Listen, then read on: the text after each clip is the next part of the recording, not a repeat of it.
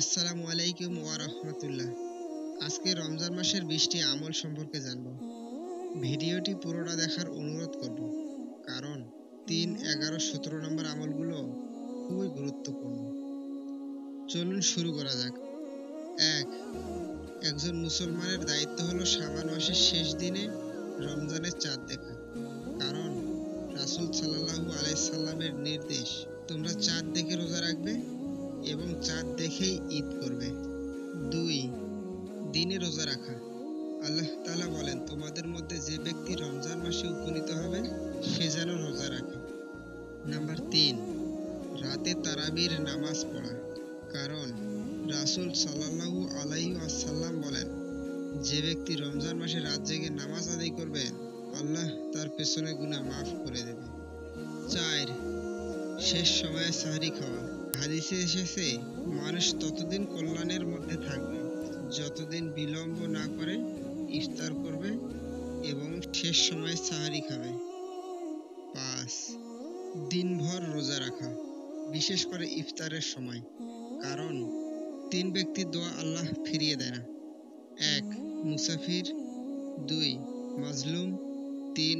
রোজাদার। 6. কথা ও কাজে মিথ্যাচার ত্যাগ করা, কারণ হাদিসে আছে, যে ব্যক্তি মিথ্যা কথা ও কাজ পরিত্যাগ করল না তার রোজা রেখে কোনো লাভ নেই। 7. ঝগড়া বিবাদ এড়িয়ে চলা, কারণ হাদিসে আছে, কেউ যদি রোজাদারকে গালি দেয় বা ঝগড়া করতে আসে সে যেন বলে আমি রোজাদার। 8. রোজাদারকে সাধ্যমতো ইফতার করানো, যে ব্যক্তি কোনো রোজাদারকে ইফতার করাবে তাকে রোজাদারের সমপরিমাণ সওয়াব দেওয়া হবে, রোজাদারের সওয়াব কমানো ব্যতীত। কুরআন তেলাওয়াত করা, কারণ রমজানেই কুরআন অবতীর্ণ হয়েছে এবং এ মাসে তেলাওয়াতের ফজিলতও বেশি। 10. অধিক হারে দান সদকা করা, রাসূল ছিলেন সবার চেয়ে দানশীল, আর রমজানে তার দানশীলতা বেড়ে যেত। 11. মিসওয়াক করা। 12. সামর্থ্য থাকলে উমরা করা, কারণ রাসূল সাল্লাল্লাহু আলাইহি ওয়াসাল্লাম বলেন, রমজান মাসে উমরা করা হজের সমতুল্য। 13. শেষ 10 দিন ইবাদতের জন্য অতিরিক্ত পরিশ্রম করা। 15. শেষ 10 দিন মসজিদে ইতিকাফ করা। 16. শেষ দশক বেজোর রাতগুলোতে শবে কদর তালাশ করা। 17. সময় মতো সদকাতুল ফিতর আদায় করা, কারণ রাসূল সাল্লাল্লাহু আলাইহি সাল্লাম বলেন, যে ব্যক্তি ঈদের নামাজের আগে আদায় করবে তা গ্রহণযোগ্য এবং যে ব্যক্তি নামাজের পর আদায় করবে তা সাধারণ সদকা বলে গণ্য হবে। 18.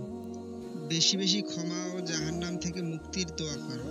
হাদিসে এসেছে, এই মাসে অনেক লোককে আল্লাহ তাআলা জাহান্নাম থেকে মুক্ত করবেন। 19. সাধারণ নেক আমল অধিক সুন্দরভাবে সম্পাদন করা। 20. পাপাচার পরিত্যাগ করা এবং তাকওয়া অনুশীলন করা।